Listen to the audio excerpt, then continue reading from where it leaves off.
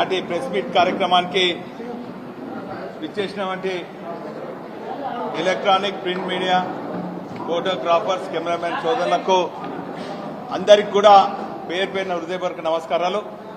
ఈ press meet కార్యక్రమంలో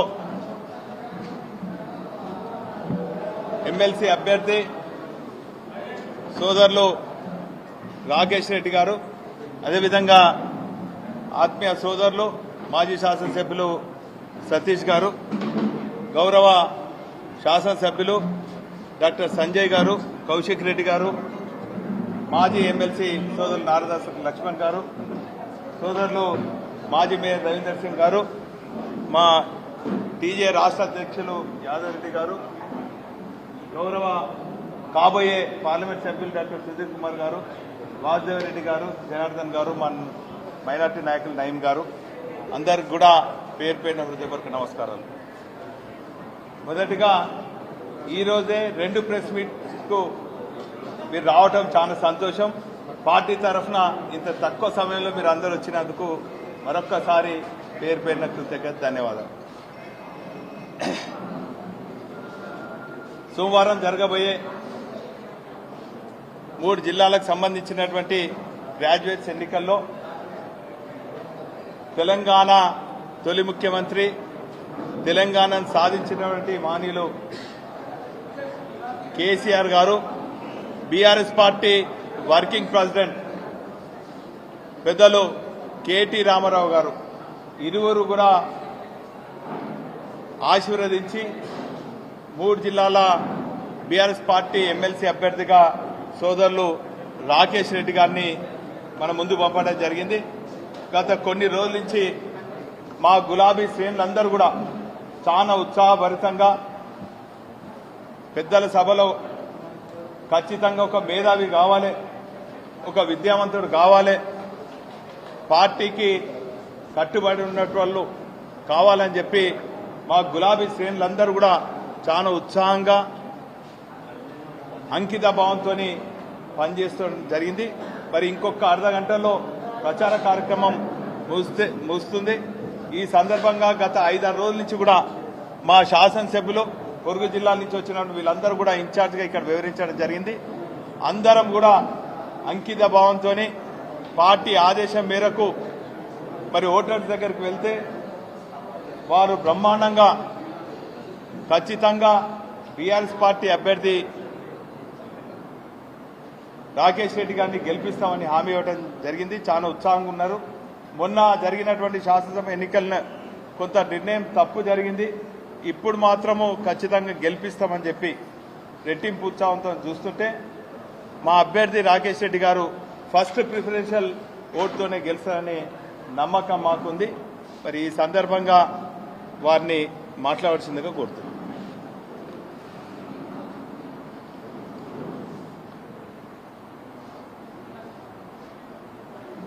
print మరియు ఎలక్ట్రానిక్ మీడియా మిత్రులకు నమస్కారం.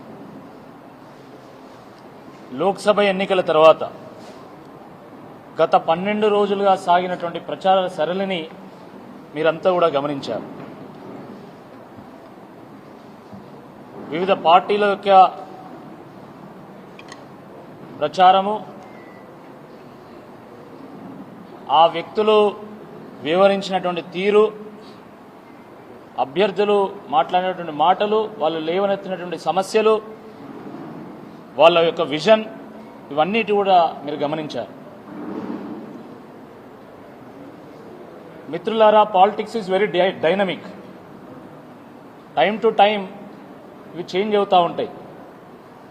అసెంబ్లీ ఎన్నికల్లో ఉన్నటువంటి వాతావరణము పార్లమెంట్ ఎన్నికల్లో లేదు, పార్లమెంటులో ఎన్నికల్లో ఉన్నటువంటి వాతావరణము ఇప్పుడు లేదు. చాలా భిన్నంగా, చాలా వేగంగా రాజకీయాలు మారుతూ వచ్చాయి.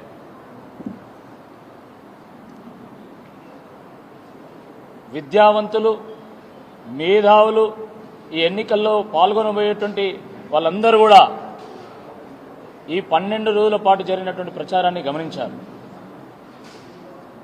3 రాష్ట్రాల సరిహద్దులను పంచుకున్నటువంటి ఈ పట్టభద్రుల నియోజకవర్గంలో 34 శాసనసభ నియోజకవర్గాల పరిధిలో ఉన్నటువంటి ఈ నియోజకవర్గంలో బీఆర్ఎస్ పార్టీ అన్ని పార్టీల కంటే భిన్నంగా 34 నియోజకవర్గాల్లో పట్టభద్రుల సభను నిర్వహించడం జరిగింది. దాంట్లో 30 నియోజకవర్గాల్లో ఉన్నటువంటి పట్టభద్రుల సభలో నేను స్వయంగా పాల్గొన్నాను. మా అధినాయకులు బీఆర్ఎస్ పార్టీ రాష్ట్ర వర్కింగ్ ప్రెసిడెంట్ కేటీఆర్ గారు, అగ్రనేత అయినటువంటి మాజీ మంత్రివర్యులు హరీష్ రావు గారు, మాజీ మంత్రివర్యులు దయాకర్ రావు గారు, సత్యవతి రాథోడ్ గారు, జగదీశ్వర్ రెడ్డి గారు, పువ్వాడ అజయ్ గారు, శాసనసభ్యులు, శాసన మండలి సభ్యులు, పార్లమెంటు సభ్యులు, మాజీ శాసనసభ్యులు, మాజీ శాసన మండలి సభ్యులు, మాజీ పార్లమెంటు సభ్యులు, పార్టీలో ఉన్నటువంటి ప్రతి కార్యకర్త కూడా క్షేత్రస్థాయిలో ఈ ఎన్నిక కోసం పనిచేయడం జరిగింది. మీ ముందే ఉన్నారు. వివిధ నియోజకవర్గాల నుండి శాసనసభ్యులు, శాసన మండలి సభ్యులు, సీనియర్ నాయకులు, ఇన్ఛార్జీలు కూడా మన వరంగల్, ఖమ్మం, నల్గొండ జిల్లాల్లో వివిధ శాసనసభ నియోజకవర్గాల్లో వారు కూడా పనిచేయడం జరిగింది. పార్టీ ఎంతో ప్రతిష్టాత్మకంగా తీసుకొని నాకు వెన్నుముకగా ఉండి మరి ప్రచారం చేయడం జరిగింది. మిత్రులారా, ఈ ఎన్నికల ప్రచారంలో మంచి చేసే వాళ్ళెవరు, చెడు చేసే వాళ్ళెవరు, మంచేంది చెడేంది, చెడు చేసే వాళ్ళెవరు, సన్మార్గంలో నడిచే వాళ్ళెవరు, నడిపించే వాళ్ళెవరో, చట్టసభల యొక్క గౌరవాన్ని కాపాడేటువంటి వాళ్ళెవరో, చట్టసభల యొక్క స్థాయిని పెంచేటువంటి వాళ్ళెవరో మీ అందరూ కూడా గమనించారు. మేము ఒక్కటే చెప్తున్నాం, ఈ దేశంలో చట్టసభలకు సంబంధించి కొన్ని సాంప్రదాయాలున్నాయి. గొప్ప గొప్ప మేధావులు, గొప్ప గొప్ప నాయకులు అధిరోహించినటువంటి ఈ చట్టసభల్లో మాయగాన్లు, మోసగాన్లు ఉండకూడదనేటువంటి నిర్ణయానికి ప్రజలు వచ్చినట్టుగా చాలా స్పష్టంగా అర్థమవుతున్నది. ఇంతకుముందు పెద్దలు వినయ్ భాస్కర్ గారు చెప్పినట్టుగా పట్టభద్రులంతా ఏకమై మొదటి ప్రాధాన్యత ఓటులోనే బీఆర్ఎస్ పార్టీని గెలిపించబోతున్నారని చెప్పి మాకు చాలా స్పష్టమైనటువంటి సమాచారం ఉంది. మరి ఈ సందర్భంగా మీ అందరికీ నేను విజ్ఞప్తి చేస్తున్నా, మరి ఎటువంటి బెదిరింపులు లేకుండా విద్యాలయాలు నడవాలన్నా, ఉద్యోగస్తులు పని చేయాలన్నా, ప్రశాంతంగా ఎవరి వ్యాపారాలు వాళ్ళు చేసుకోవాలన్నా ఏ అభ్యర్థిని ఎన్నుకుంటే బాగుంటుందో ఒక్కసారి అర్థం చేసుకోండి. మీరు రేపు బెదిరించేటువంటి అభ్యర్థి వస్తే ఇవే పాఠశాలలు, ఇవే కళాశాలలు, ఇవే విద్యా సంస్థలు, ఇవే వ్యాపార సంస్థలు చాలా ఇబ్బందులను ఎదుర్కోవాల్సి వస్తుంది. అందులో ఎటువంటి అనుమానం లేదు.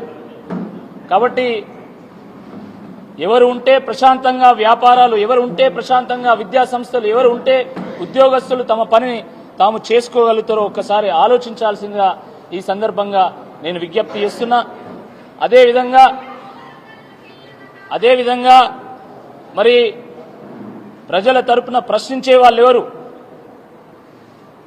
ప్రభుత్వానికి తొత్తుగా మారేటువంటి వాళ్ళెవరు, ప్రజల తరపున ప్రశ్నించే వాళ్ళెవరు, ప్రభుత్వాన్ని ప్రశంసించే వాళ్ళెవరో కూడా గమనించాల్సిందిగా ఈ సందర్భంగా నేను అందరినీ కూడా విజ్ఞప్తి చేస్తున్నా. మిత్రులారా, నేను గతంలో చెప్పినట్టుగా నేను ఒక రైతు బిడ్డను, వ్యవసాయ కుటుంబం నుంచి వచ్చినటువంటి వాడిని, కష్టం అంటే ఏందో, పేదరికం అంటే ఏందో తెలిసినటువంటి వాడిని, అనుభవించినటువంటి వాడిని. వాటిని ఛేదించి మరి ఎంతో కష్టపడి చదువుకొని నేను బిట్స్ పిలానీలో అడ్మిషన్ తెచ్చుకొని అక్కడ నేను గ్రాడ్యుయేషన్ పూర్తి చేసుకొని ఒక గోల్డ్ మెడల్ సంపాదించి అమెరికాలో 7 ఏళ్ల పాటు ఉద్యోగం చేసి పుట్టిన గడ్డ రుణం తీర్చుకోవాలని వచ్చినటువంటి వ్యక్తిని నేను. ప్రజాసేవ చేయాలనే తపనతో వచ్చినటువంటి వాడిని నేను. మరి గడిచిన 11 ఏళ్లు భారతీయ జనతా పార్టీలో ఉన్నా, నేను ఇప్పుడు బీఆర్ఎస్లో ఉన్నా కూడా నేను ఒక కమిట్మెంట్తో పనిచేశాను. ప్రజల మధ్యలో ఉన్నా, ప్రజలతో మమేకమైన, ప్రజా సమస్యల మీద పోరాటం చేసినా, ప్రజలకు ఆపద వచ్చినప్పుడు అండగా నిల్చున్నా, వాళ్ళకు ఆసరా అవసరమైనప్పుడు తలలో నాలుకలాగా ఉన్నా. నేను ఎప్పుడు అధికారం కోసం పాకులాడలేదు. నేను అధికారం కోసమే పనిచేయాలనుకుంటే, అధికారం కోసమే పాకులాడేవాడినైతే నేను 2013లో నేను రాజకీయాలకు వచ్చినప్పుడు ఏ కాంగ్రెస్ పార్టీలో బీఆర్ఎస్ పార్టీలో నేను చేరేవాడిని, కానీ నేను అధికారం కోసం పనిచేయలే, ఒక ఆశయం కోసం వచ్చినటువంటి వాడిని. 11 ఏళ్ల సుదీర్ఘ ఈ రాజకీయ ప్రస్థానంలో కూడా నేను ఎక్కడ కూడా ఒక తప్పటడుగు వేయలే, ఎక్కడ అక్రమంగా నేను ఒక్క రూపాయి కూడా సంపాదించలేదు. ఎన్ని కష్టాలైనా ఎన్ని నష్టాలైనా ఓర్చుకొని ఎంచుకున్నటువంటి మార్గంలో ముందుకెళ్ళాను తప్ప నేను ఎక్కడ కూడా వెనుకడుగు వేయలే. కాబట్టి దీన్ని మీరు గమనించాల్సిందిగా ఈ సందర్భంగా నేను కోరుతున్నా. మిత్రులారా, నేను భారతీయ జనతా పార్టీలో ఒక కార్యకర్తగా నేను ప్రారంభమైన అక్కడి నుండి ఒక రాష్ట్ర అధికార ప్రతినిధిగా ఒక గుర్తింపు పొందినటువంటి నాయకుడిగా నేను తయారు కావడానికి నాతో పనిచేసినటువంటి కార్యకర్తలే కారణం. బీజేపీ కార్యకర్తలు భుజాన మోసుకొని నన్ను ఇంత దూరం తీసుకొచ్చిండు. వాళ్ళని నేను గుండెల్లో పెట్టుకుంటా, వాళ్ళని కాపాడుకుంటా. ఏ పార్టీలో ఉన్నా నేను గెలిచినా ఓడినా తప్పకుండా వాళ్ళని కాపాడుకునేటువంటి ప్రయత్నం చేస్తా. కాబట్టి ఆ కార్యకర్త సోదరులందరినీ కూడా నేను విజ్ఞప్తి చేస్తున్నా, మీరందరూ కూడా ఆలోచించండి. మీతో పాటు తిరిగినటువంటి వాడిని, మీ మధ్యలో పెరిగినటువంటి వాడిని, మీ కళ్ళ ఎదుటుగా ఎదిగినటువంటి వాడిని, ఎన్నో కష్ట నష్టాలు ఓర్చుకొని ఈ స్థాయికి వచ్చినటువంటి వాడిని. కాబట్టి నాకు వచ్చినటువంటి అవకాశం పూర్తిగా సద్వినియోగం అయ్యే విధంగా మీరు కూడా సహకరించాల్సిన ఈ సందర్భంగా నేను బీజేపీ కార్యకర్తలందరూ కూడా నేను చేతులెత్తి నమస్కరిస్తున్నా. అదేవిధంగా జరిగినటువంటి సంఘటన అంతా మీకు తెలుసు. నేను బీఆర్ఎస్ పార్టీలో చేరిన తర్వాత నాయకులు నన్ను వేలు పట్టుకొని నడిపించింది, కార్యకర్తలు గుండెకు హత్తుకున్నారు. మీరు చూశారు ప్రచారంలో మొత్తం కేటీఆర్ గారు, హరీష్ రావు గారు ప్రతి నియోజకవర్గం తిరిగిన నాతో పాటు, ప్రతి నియోజకవర్గం ప్రతి జిల్లా తిరిగిన నాతో పాటు వాళ్ళు వేలు బట్టి నన్ను నడిపించారు. కార్యకర్తలు నేను కొత్తగా వచ్చినప్పటికి కూడా వాళ్ళు గుండెకు అద్దుకొని కంప్లీట్గా ఓన్ చేసుకొని రాత్రి బవలు కష్టపడడం జరిగింది. వాళ్ళందరికీ కూడా నేను చేతులెత్తి నమస్కారం తెలియజేస్తున్నా. వాళ్ళందరికీ కూడా నేను చేతులెత్తి ధన్యవాదాలు తెలియజేస్తున్నా. చాలామంది వేరు వేరు జిల్లాల నుండి వేరు వేరు నియోజకవర్గాల నుండి వాళ్ళు ఇన్ఛార్జిగా వచ్చి రాత్రి బవలు కష్టపడ్డారు. వేదిక మీద చాలామంది మా శాసనసభ్యులు డాక్టర్ సంజయ్ గారు కానీ, కౌశిక్ రెడ్డి గారు కానీ, లేదా మాజీ శాసనసభ్యులు సతీష్ గారు కానీ, ఇంకా మిగతా నారదాస్ గారు కానీ, మిగతా పెద్దలందరూ చాలామంది వచ్చారు. వాళ్ళందరూ కూడా నేను పేరు పేరున అందరికీ కూడా నేను ధన్యవాదాలు తెలియజేస్తా ఉన్నాను. ప్రజాసేవ కోసం తప్పిస్తున్నటువంటి నన్ను చిన్నోడు చిన్నోడు అంటా ఉంటే, నువ్వు చిన్నోడివి కాదు, నేను పెద్దల సభకు పంపుతా, పేదల గురించి పెద్దగా ఆలోచించు, ఆ పెద్దల సభ యొక్క పెద్దరికాన్ని కాపాడు అని నాకు టికెట్ ఇచ్చి నన్ను ఆశీర్వదించి పంపినటువంటి కేసీఆర్ గారికి కూడా నేను ధన్యవాదాలు తెలియజేస్తా ఉన్నా.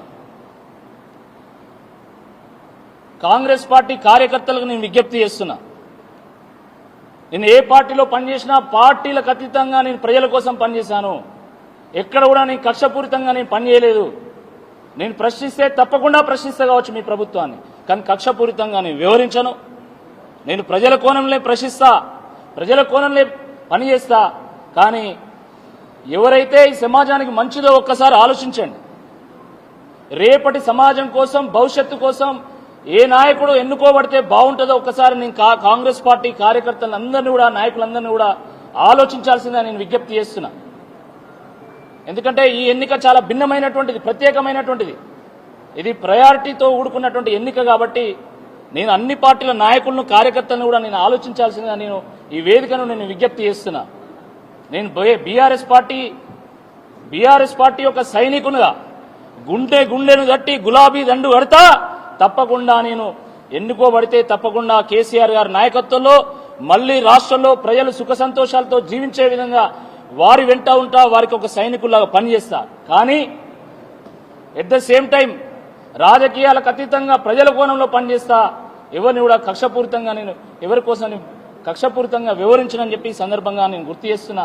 కాబట్టి అన్ని పార్టీల కార్యకర్తలు, నాయకులు, మేధావులు, విద్యావంతులు దయచేసి అందరూ కూడా ఆలోచించి ఎవరు రేపటి సమాజానికి అవసరం, ఎవరు భవిష్యత్తుకు అవసరం అని చెప్పి ఆలోచించి ఆ రకమైనటువంటి తీర్పుని ఇవ్వాల్సిందిగా ఈ సందర్భంగా నేను విజ్ఞప్తి చేస్తున్నా. మిత్రులారా, జీవో నెంబర్ 46 మీద చాలా చర్చ జరిగింది. నేను నిన్న మొన్న కూడా నేను ప్రకటించాను. జియో నెంబర్ 46 మీద మడమదిప్పని పోరాటం చేస్తా అని చెప్పిన ఈరోజే జియో నెంబర్ 46 మీద హైకోర్టులో పిల్లు వేయడానికి కావాల్సినటువంటి పిటిషన్ను నేను ఇప్పుడే సైన్ చేసి హైదరాబాద్ పంపించిన. అది హైకోర్టులో పిల్లు దాఖలవుతుంది. ఈ అతి త్వరలో ఈ రిజల్ట్ వచ్చే ముందే తప్పకుండా అది హియరింగ్ కూడా వస్తుందని చెప్పి ఈ సందర్భంగా నేను విజ్ఞప్తి చేస్తున్నా. తప్పకుండా జియో నెంబర్ 46 బాధితులారా కలిసి రండి. కాంగ్రెస్ పార్టీ మీకు హామీ ఇచ్చింది జియో నెంబర్ 46ను రద్దు చేస్తామని. కానీ ఇప్పటి వరకు అది రద్దు చేయలేదు. దాని మీద కనీసం ఒక మాట కూడా మాట్లాడడం లేదు. కానీ నిజంగా జియో నెంబర్ 46 రద్దు కావాలంటే అది కేవలం బీఆర్ఎస్ పార్టీతోనే సాధ్యమవుతుంది. అది మాతోనే సాధ్యమవుతుంది. నేను ఇచ్చిన మాట ప్రకారము పిఐఎల్ను దాఖలు చేస్తున్నా. మీ పక్షాన నేను ముందుండి పోరాటం చేస్తా. నా వెనుక బీఆర్ఎస్ పార్టీ ఉంటుందని చెప్పి ఈ సందర్భంగా నేను గుర్తు చేస్తా ఉన్నా. అదేవిధంగా మరి 5 నెలల్లో ఇప్పటి వరకు ₹1 కూడా ఫీజు రీయింబర్స్మెంట్ చెల్లించలే. అనేక కళాశాలలు, ఇంజనీరింగ్ కళాశాలలు, ఫార్మసీ కళాశాలలు, డిగ్రీ జూనియర్ కళాశాలలు ఈరోజు ఆ కాలేజీలను నడపలేక ఉద్యోగస్తులకు జీతాలు చెల్లించలేక ఈరోజు చాలా ఇబ్బందుల పాలవుతున్నారు. మరి విద్యార్థులకు మంచి బోధన అందించాలంటే, ఒక క్వాలిటీ ఎడ్యుకేషన్ అందించాలంటే వాళ్ళకు కూడా వనరులు అవసరం. ఆ వనరులు మరి ప్రభుత్వం అందించేటువంటి ఫీజు రీయింబర్స్మెంట్లో వాళ్ళకు వస్తాయి. కాబట్టి ఆ వనరులు లేకపోవడం వల్ల వాళ్ళు నానా ఇబ్బందులు పడుతున్నారు. కాబట్టి ఈ సందర్భంగా కళాశాలల యాజమాన్యాల పక్షాన, ఆ విద్యా సంస్థల పక్షాన మేము డిమాండ్ చేస్తున్నాం. మీరెప్పుడు ఫీజు రీయింబర్స్మెంట్ రిలీజ్ చేస్తారు? తప్పకుండా ఆ ఫీజు రీయింబర్స్మెంట్ రిలీజ్ కోసం కూడా తప్పకుండా నేను కొట్లాడతా. నేను గలమెత్తి మండల్లో తప్పకుండా ఈ ప్రభుత్వాన్ని ప్రశ్నిస్తా అని చెప్పి ఈ సందర్భంగా నేను గుర్తు చేస్తున్నాను. కాబట్టి మిత్రులారా, కేవలం 5 నిమిషాలు మాత్రమే మరి ప్రచారానికి సమయం ఉంది. నేను అందరినీ కూడా అప్పీల్ చేస్తున్నా. మరి తెలంగాణ కోసం కొట్లాడినటువంటి వాళ్ళని, తెలంగాణ మంచిగా ఉండాలని కోరుకున్నటువంటి వాళ్ళని, ఈ ప్రజలకు మంచి జరగాలని కోరుకున్నటువంటి వాళ్ళందరినీ కూడా నేను విజ్ఞప్తి చేస్తున్నా. ఈరోజు అధికార పార్టీ నుండి ఎమ్మెల్సీ గెలిస్తే ప్రజలకు ఉపయోగం లేదు, అది ప్రభుత్వానికి ఉపయోగం. కానీ ప్రతిపక్ష పార్టీ నుండి ఎమ్మెల్సీ గెలిస్తే ప్రజలకు ఒక ఆయుధం లభించినట్టయితుంది, ప్రజల పక్షాన మండలికి ఒకరిని పంపించినట్టయితుంది. కాబట్టి ఏది అవసరమో దయచేసి గుర్తించాల్సిందిగా ఈ సందర్భంగా నేను విజ్ఞప్తి చేస్తున్నా. మళ్ళొక్కసారి ఈ ఎన్నికల్లో పనిచేసినటువంటి లక్షలాది మంది బీఆర్ఎస్ కార్యకర్తలందరూ కూడా నేను పేరు పేరున ధన్యవాదాలు తెలియజేస్తున్నా. మరి ఇంకా మనకు రేపు ఎల్లుండి ఎలక్షన్ నిర్వహణలో కూడా చాలా పనులున్నాయి. కాబట్టి దాంట్లో పూర్తి స్థాయిలో నిమగ్నం కావాల్సిందిగా నేను వారందరినీ కూడా నేను విజ్ఞప్తి చేస్తున్నా. మరి వేదిక మీద ఉన్నటువంటి ముఖ్యంగా మన వినయ్ భాస్కర్ గారు కానీ, మరి ఇక్కడ ఉన్నటువంటి స్థానిక నాయకులు వాసుదేవ్ రెడ్డి గారు, జనార్దన్ గౌడ్ గారు, మన డాక్టర్ సుధీర్ కుమార్ గారు, మిగతా పెద్దలు, ఇక్కడ వెనుక ఉన్నటువంటి కార్యకర్త సోదరులు, ఇన్ఛార్జిలా వచ్చేసినటువంటి పెద్దలు అందరికీ కూడా నేను పేరు పేరున అందరికీ ధన్యవాదాలు తెలియజేస్తున్నా. అద్భుతమైనటువంటి కోఆర్డినేషన్తో ఈ ఎన్నిక సాగుతున్నది. ఈ 2 రోజుల పాటు తప్పకుండా శ్రమిస్తే తప్పకుండా విజయం లభిస్తుందని చెప్పి ఈ సందర్భంగా గుర్తు చేస్తూ, మరి నాకు ఈ గొప్ప అవకాశాన్ని కల్పించిన మీ అందరికీ కూడా పేరు పేరున ధన్యవాదాలు.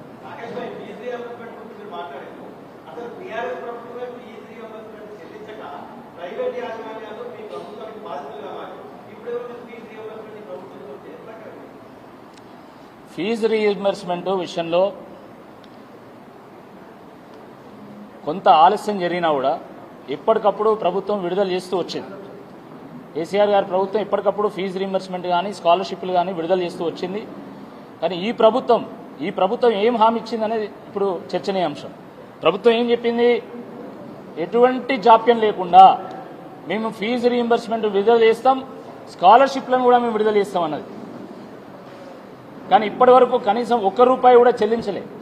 చాలా మంది యాజమాన్యాల వాళ్ళు మాతో మాట్లాడింది కాబట్టి ఈ సమస్య గురించి నేను మాట్లాడుతూ ఉన్నా, దాని గురించి నేను ప్రస్తావిస్తున్నా. చాలా ఓటింగ్ ఎగ్జాక్ట్లీ. సో చాలామంది మేము ఓటును అభ్యర్థించేటప్పుడు కళాశాలలో కూడా వెళ్ళినాం. వాళ్ళు చెప్పింది మాకున్నటువంటి సమస్య గురించి మీరు ప్రస్తావించాలి అని చెప్పి. సో కంపల్సరీ, ఎందుకంటే ఒక్కో విద్యాసంస్థలో వేల మంది విద్యార్థులు చదువుతున్నారు. It is not their own problem, it is the problem of the students, it is the problem of the parents, it is the problem of the society. కాబట్టి నేను ఈ సందర్భంగా కాంగ్రెస్ పార్టీ ఇచ్చినటువంటి హామీ గురించి నేను ప్రశ్నిస్తున్నా. మీరు ఇస్తామన్నటువంటి ఫీజు రీయింబర్స్మెంట్ను మీరు ఎందుకు విడుదల చేయడం లేదు? దానివల్ల ఈరోజు టీచర్స్కి, లెక్చరర్స్కి ఈరోజు ఫీజు శాలరీస్ చెల్లించే పరిస్థితి లేదు. కాబట్టి దాని గురించి ప్రస్తావించాను.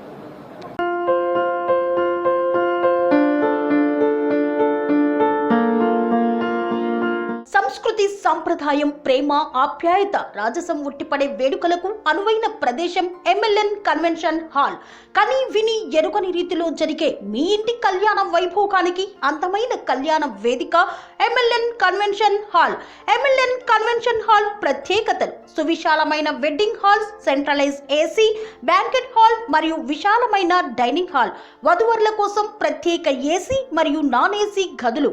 నక్షత్రాల వెలుగులో పచ్చని పచ్చికపై పార్టీల కోసం అనువైన గార్డెన్. MLN కన్వెన్షన్ లో CCTV పర్యవేక్షణతో పూర్తి భద్రత. ఎక్స్పీరియన్స్ అండ్ ప్రొఫెషనల్ వర్కర్స్ గల అన్నపూర్ణ గ్రూప్ వారి సేవలు.